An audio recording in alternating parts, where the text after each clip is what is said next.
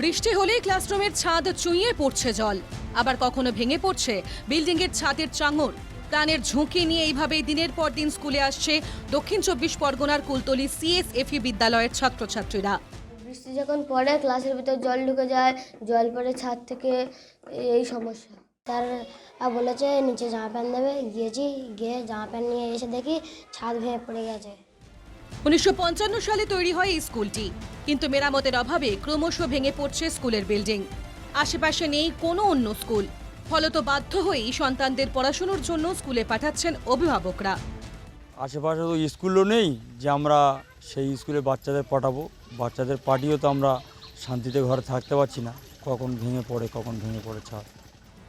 বিদ্যালয়ের পক্ষ থেকে প্রশাসনকে বারে বারে জানিয়েও হয়নি কোনো প্রতিকার। অবশ্য এই বিষয়ে কুলতলি ব্লক পঞ্চায়েত সমিতির কর্মাধ্যক্ষ দ্রুত ব্যবস্থা গ্রহণের আশ্বাস দিয়েছেন। আমি বিডিওকেও জানিয়েছি এই আমার স্কুলের পরিকাঠামো নিয়ে, যাতে নতুন এসিআর দেওয়া হয়, তো সেখান থেকে কোনো উত্তর পাইনি। আশা করি আগামী দিনে এই স্কুলটা যাতে এসিআর পেয়ে একটা ভালো স্কুল বা ভালো একটা জায়গা তৈরি হয়। আমি সভাপতি ম্যাডাম, বিডিও সাহেব বা আমাদের এসআইয়ের সঙ্গে কথা বলে, জেলার সঙ্গে কথা বলে ব্যবস্থা নেব, বা কীভাবে ওই স্কুলটা ভালো একটা মডেল স্কুল তৈরি হয় সেটার দিক থেকে আমরা ব্যবস্থা নেব। কুলতলি থেকে উজ্জ্বল সরকারের রিপোর্ট, এনকেটিভি বাংলা।